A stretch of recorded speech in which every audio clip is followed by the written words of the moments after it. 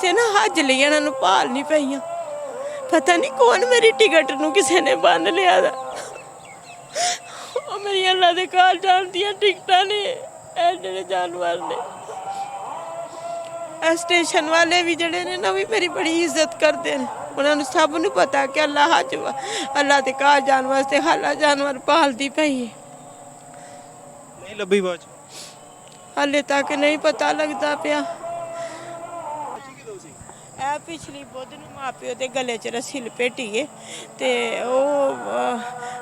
3 बजे माँ आई वेख्या नहीं मिली। फिर मैं 5 बजे आके वेखनी, फिर मैं 9 बजे, फिर मैं 11 बजे राती 12 बजे आई हाँ।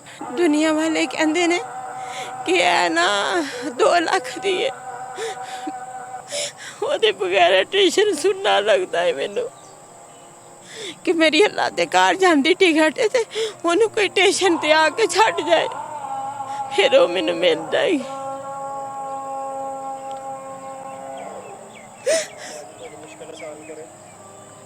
कितनी देर हो गई? बुध वाले दिन पुत्र रस्सी लपेटी है, हाले तक मिली। भा भी दुआ करदा, सारे दुआ करदे। मेरा तकवा है मैनू मिल जानी है। इसके किधर जाना सी?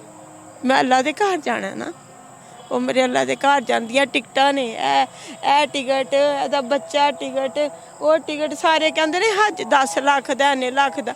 मैं कहनी आं भावें 10 करोड़ दा है, मेरे रब नहीं खड़ना।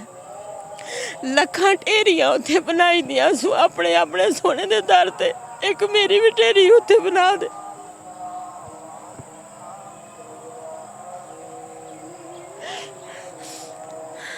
मैं कोई बच्चों नूं जदाद बनाने वास्ते नहीं रखे दे, सारे बच्चे जानते हैं मल्ला दे घर जाने वास्ते रखे दे। मैं घरों भी झिड़का खानी, बाहर भी खानी, लेकिन सोटी पड़ी दी फिरी रहनी है।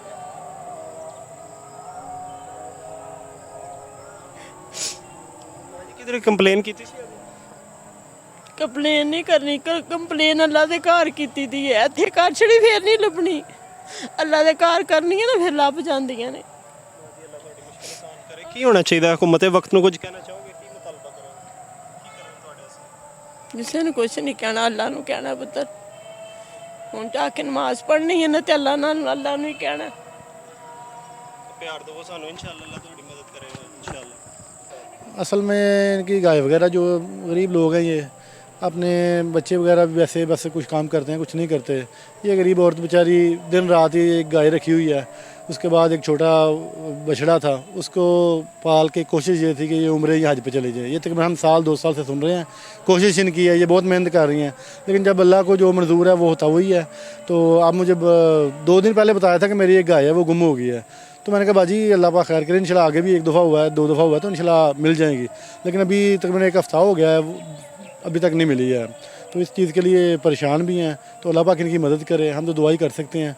अल्लाह पाक इनकी सेहत तंदरुस्ती अपना इन्हें अता फरमाए, इन्हें जो इनकी अपना उम्मीद यकीन है अल्लाह इनको हज उम्रे पे लेके जाए। तो ये मेहनत कर रही हैं, बस अकेली औरत हैं। तो बच्चे भी हैं, वो भी इस हिसाब से नहीं कि वो कोऑपरेट करें इनसे। अल्लाह पाक इनकी मदद करे, हम तो ये दुआ कर सकते हैं।